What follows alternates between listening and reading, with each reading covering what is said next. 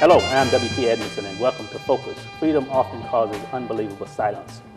Of course, the aim of Focus is to inform, educate, and motivate our viewers to action. We deal with social justice, political, and community issues with a desire to promote individuals to step outside themselves and to do what is best for the community and others. Well, last year was the first year for Project Homelessness in Jefferson City, and it was a great event. And so we have the co-chairs of the 2016 Project Homeless Connect with us. They are Sarah Nichols and Edwin Cooper. We will have them to basically introduce themselves and tell us about their affiliations. Mr. Cooper. Yes, WT.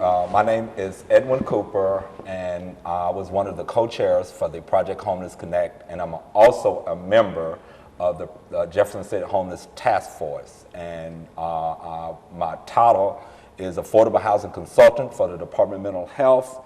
Basically what that means, I work on housing and homeless issues throughout the state of Missouri, in particular the rural communities, which is 113 counties. And I am Sarah Nichols, and I am community organizer of Cole County for Central Missouri Community Action. And my essential job function is to address the causes and conditions of poverty at the community level. We actually have another co-chair too, Kristen Hilty, who handles the funding side of it, and the three of us kind of combined take on this event of Project Homeless Connect. Okay, how did you all happen to get involved with Project Homeless? Well, the Jefferson City Homeless Task Force probably started 2 to 3 years ago. You know, for a lot of the churches in the city of Jefferson City got together, and they wanted to address homelessness in general. So, working with a lot of the pastors and the members of the Jefferson City Homeless Task Force, we brought the potential possibility of a Project Homeless Connect. And the Project Homeless Connect is a national model that started in 2004. I think it started in San Francisco, and it grew from San Francisco to a lot of different other states. And in Missouri, the Governor's Committee to End Homelessness has sponsored a lot of these Project Homeless Connect, and Columbia is being the first one that they sponsored. And since, I think it's been 7 in the rural areas that the Governor's Committee to Homelessness has sponsored. And the sponsorship last year in 2015 was for the community of Hannibal. So once the Jefferson City Homeless Task Force got together and they started going through a gamut of things that they thought would be a great thing to do in Jefferson City, the potential possibility of a Project Homeless Connect was presented to them. Then the members jumped on it, and the request to the Governor's Committee to End Homelessness, we was late to submit our request for them to sponsor us. But then the co-chairs and the Homeless Task Force, we got together and submitted the same request to the city of Jefferson City. So our first Project Homeless Connect was co-sponsored and funded by the city of Jefferson City for one-time funding. Great. So when you all first got together, pulling the collaborative together to address homelessness, what are some of the issues that were thrown out on the table? Yeah, I mean, some of the biggest issues is a lack of shelter space. You know, that was one of the first things that we saw, is that we have one shelter in town, Salvation Army, which is phenomenal, but it doesn't meet the needs of our entire community. Oftentimes, especially in cold weather or warm weather, they find themselves at capacity. And also, it doesn't address anything for individuals who may have a criminal history. And so that was one of the big things, was how do we get shelter for people? Beyond that, how do we let people know about resources? And then finally, the big thing was how do we train advocates in our community to be able to get out there and actually reach the homeless population to be able to help them. And that's where Project Homeless Connect came out. That was a great opportunity for community members to be able to get in and really understand both the resources and the faces of what, you know, people experiencing homelessness really look like. That collaborative for 2015 2015, the Initiative Collaborative. Who are some of the members of that collaborative? Well, I could give a few, and then Sarah can give a few. You have several churches: First Baptist, First Christian, First United Methodist Church, Wesley United Methodist Church, a lot of community agencies, the library. There's, I think, Jim, at every meeting, he said there are 90 members of the Homeless Task Force. It's somewhere about 90 members, so it's basically citizens in the city of Jefferson City, Sarah, myself, and it's a lot of other concerned citizens that are a part of the Homeless Task Force that contribute to the Project Homeless Connect. So part of that collaborative is not just organizations or churches, but individuals who would simply have an interest. That's exactly right. Yeah, we had, we had over 52 organizations that took part and partnered in order to be able to provide services under one roof that day. Add to that the faith community, and add to that individuals just wanting to volunteer and get involved. And it was a massive community effort, just saying, hey, we care about this issue. Mm-hmm. Tell us a little bit about some of the services that were provided, and how did you decide what services would be provided and what would need to be provided? Yeah, well, we really looked at what are gaps in services, what are barriers that hold individuals back from getting off the streets, from getting into their own homes, from getting jobs. And a lot of times we find across the board in all of our agencies, we are seeing common themes: driver's license, birth certificates, social security cards, dental services, health services. And so we just started compiling these lists of what we see every day that are barriers in order for people to move forward. We were able to form these great partnerships and really think about quality of life as well. The medical services were something that, I hadn't thought of as a barrier to employment, as a barrier to moving forward in your life, but it's a reality that, if you have pain in your mouth, or if you have extremely high blood pressure, or these things, you may not be able to enter the workforce. And so all of these things combined together in one day at one location to remove those barriers was the entire idea. To be able to just remove as many barriers as possible. What were some of the lessons learned from last year? Well, I say that with a smile. Even though prior to doing the Project Homeless Connect, we had a great idea that dental would be a big issue. So I think that's one of the biggest things that we realized how big of an issue it is, like Sarah mentioned about some of the pain some of the individuals are in. So I think we are considering more options in that respect. And then for the Project Homeless Connect, we are probably going to do a little more with medical. I think we understood that was some of the things that some of the guests, we call them guests, and so that's what we call them, is that we pair them with tour guides, and Sarah may explain exactly how the process is. But ultimately, the Project Homeless Connect is, in essence, when the individuals came to the event, we wanted to pair them with a volunteer and making sure that they get all of the essential services that they need. And so I guess one of the things we could train our volunteers a little better. I mean, because after our debriefing, this is some of the things that they said. And we realized, even though we had almost 300 volunteers, we needed more because we didn't stagger those at the right time. We had them all coming early, and then all of a sudden we had a flood of people coming at different times. So there was vendors, and everyone would just happen to just step up and try taking two or taking one. So we're going to have to maybe stagger our volunteers a little better this year. Right. Yeah, and as far as the medical services go, that's one thing that we did learn last year, that was so high demand. And part of that is because, we have an expanded Medicaid here in Missouri. And so there's this huge group of individuals who aren't eligible for any dental, any medical, any prescription services. We saw an individual whose blood sugars were up to 400. He was able to get medication that day. I mean, that's dangerous, right. So that's definitely something we want to focus on. But we also want to focus this year on kind of tracking outcomes. Because last year we did Project Homeless Connect, and it was a phenomenal event, and we were able to serve over 185 people. However, it didn't end homelessness, and those problems still persist. And what we would like to do this year is find some way to be able to follow them afterwards and re-engage with them and see if they actually benefited from the services that we provided, how they benefited, and what else they would like to see in the future, since they're ultimately the individuals being served. You about to say something? No.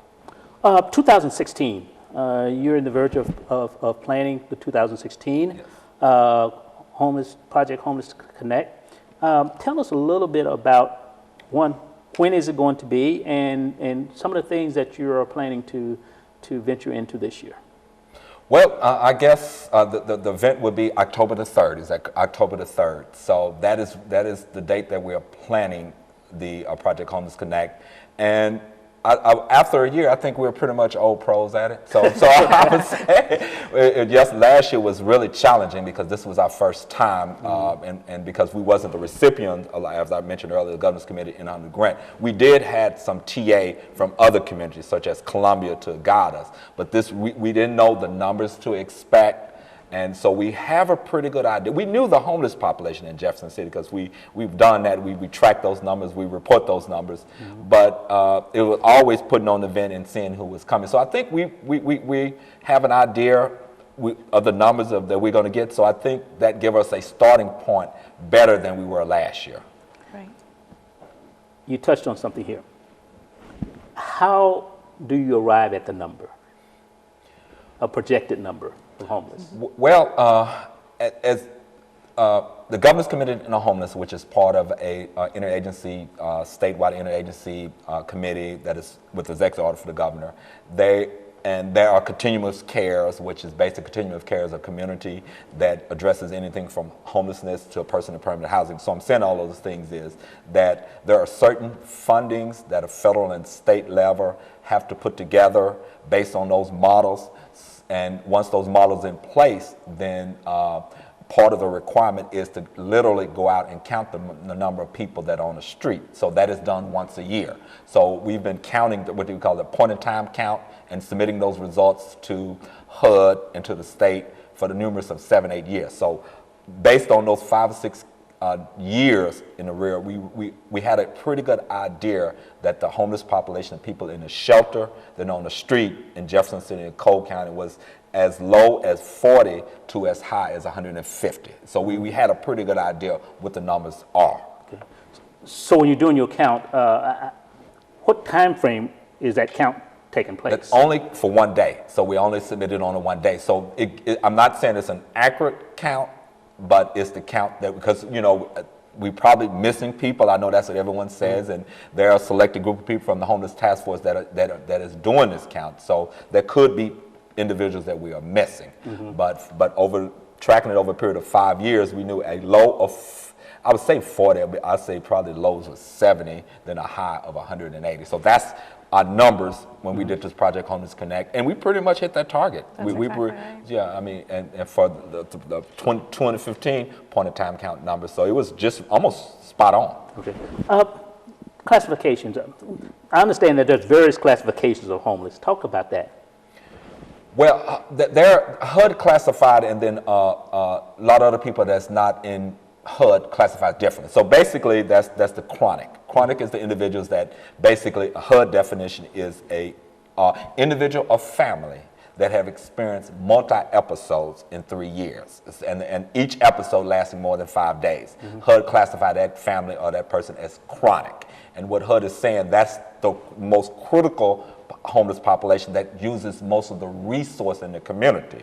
And we pretty much figured that. And that's one of the Homeless Task Force is, I'm jumping back to one of the things the Homeless Task Force is focusing in on, not necessarily that chronic population, because there are not necessarily solely relying on Salvation Army. There are some resources such as Shelter Plus Care Rental Assistance Program that's here in Jefferson City to focus on the chronic population of people that's homeless with a disability or families. And then there's a supportive housing program also. One of the focus on for the Homeless Task Force is that non-chronic population, that person that this is their first time experience homeless, that family that has a crisis. So the Homeless Task Force we're trying to focus in on that population and that population, because there are some needs that they need outside of what the chronic population needs. Okay. Tell us a little bit more about who these individuals are. Right. So, you know, where I work in the Family Resource Center of CMCA here in town. And so we see families every day that walk in and they have an eviction notice because maybe they lost their job, maybe they were injured, maybe they have, you know, a disability or something like that. And so they're being out on the street. They have a certain number of days to get out. They're in a panic, they're in a rush, they're trying to figure out what to do. And so these individuals are the ones that we're trying so desperately to help them not end up in that homeless situation. You know, it's so amazing to see that it's so many of us that are one paycheck, one job, one just disaster away from being in these exact positions. There are friends, there are neighbors, there are family members. It doesn't necessarily fit the stereotype of what you think of when you think of homeless, you know. Yes, we do have individuals experiencing that in our town as well, but the bulk of the people that I see are families really trying to get back on their feet after some sort of crisis. And to add to what Sarah is saying, just to give you the numbers I pulled to the sheet and on the point in time count results is 18% of the individuals on that point in time counts were veterans that was homeless in shelters on the streets. 6% was youth under the age of 21 that transitioned to youth. That was in the domestic violence situation, that was 17%. And substance use disorder, that was 21%, and persons suffering from a mental illness, 28%. The breakdown of 42% female, 57% male, 17% were under 18. These are individuals that's in shelter and unsheltered. So that was 18% of those was under the age of 18. 18 to 24, 9%. 25 to 73-year-olds, 40%. So the 74% was white, African American, 18%. So those are kind of the breakdowns of based on the point of time count numbers that we did in January. I guess I was surprised when I was at the meeting and you were talking about how individuals are homeless, but they may not consider themselves homeless because they are living with other people from time to time. Speak to that. That's exactly right. So there's something called doubled up. And what that is whenever, and this is primarily what we see, where individuals are surfing from couch to couch, staying in somebody's basement. And, you know, they're not stable situations, especially with children, not knowing, you know, which school they're going to go to right now, not knowing which couch they're going to sleep on. And a lot of times those situations run out. You know, we'll have somebody stay there for 2 or 3 weeks and then the family's like, okay, this is too much, like you got to get out. And so they're just bouncing from place to place until they run out of options. And so yeah, that's a lot of what we're seeing. And unfortunately, you know, you think of, for me in particular, I think of children in those environments and the toxic stress that causes in the brain, which we know affects development. And so the ability to have that stable home is just something that they don't have the luxury of. And so to be able to find some solution to this couch surfing would be an amazing thing to be able to help people get back on their feet. And so kids are homeless not because of anything that they've done, but because they are children. That's exactly right. And so, but they are living in that homeless environment. That's exactly right. And you know, that just perpetuates the cycle of poverty. There's generational poverty, and that's exactly what happens. These children grow up in that poverty, in that situation where the parents are under so much stress, just trying to figure out, how are we going to eat? Where are we going to sleep? What are we going to do for this? You know, I mean, the parents are under so much stress that honestly, homework is not necessarily the biggest concern. Extracurricular enrichment, those things may not be the biggest concern because they just don't have time for it. So as children grow up in those environments, they may not receive the same education. They may not receive the same luxuries that some of us are so privileged to have. And then that cycle of poverty just continues and continues. And that's why it's so important to intervene, especially on the family level, to help try to end this generational problem that hopefully, you know, if we take measures today, we can see results on in 10 years from now in those families. Talking about Project Homeless Connect for 2016, funding. This is a major event that you all put on. Yes. Tell us a little bit about the funding for 2015 and what the expectations are for 2016. Well, for 2015, I think, as I said earlier, we was fortunate when we submitted a request to the Governor's Committee in Homelessness for the seed money and the money to funding. They only sponsored one city. We didn't get that. And then we submitted a same request to the city of Jefferson City. And so we was very fortunate that we were funded for them. So that's a one-time funded. So through the city development block grant. Correct. Yeah. So we received that funding. So we are soliciting. We have submitted a grant this year for 2016. So we cross our fingers and hope we get funding. But if we don't, we always will be soliciting other donations from anyone that's interested in donating for the Project Homeless Connect, upcoming Project Homeless Connect. Well, tell us, before our time's run out, tell us how would individuals within our community, the corporate community, business community, how would they go about assisting in your efforts? There's a couple different ways. If they're interested in being on the planning committee, they could contact Edwin or myself, and we could let them know of the time, location of those meetings. There's different subcommittees going on that they can get on, and we would love the help with that. If individuals are interested in volunteering, we'll put a call out probably towards the end of the summer for volunteers. If people are interested in donating, Kristen Hilty at Common Ground would be one to talk to about that.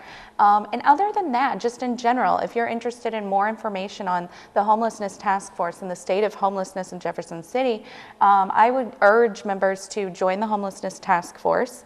And you can do that by contacting Jim Hill, and he'll get you on the distribution list, and you can meet and find out what all is going on and everything that we're working on here in this city. And Jim Hill is a pastor as assistant pastor at First Baptist. That is exactly correct. Yes. And his email and name may be part of the. So definitely, I mean, if you're interested in Homeless Task Force, we always looking for corporate sponsors, citizens. So that would be one of the contacts to be included in all of the emails from in particular what we're doing, Project Homeless Connect and the Homeless Task Force. Okay, and so we'll have the Jim's address up on the screen as well as his email contact information. Yes, absolutely.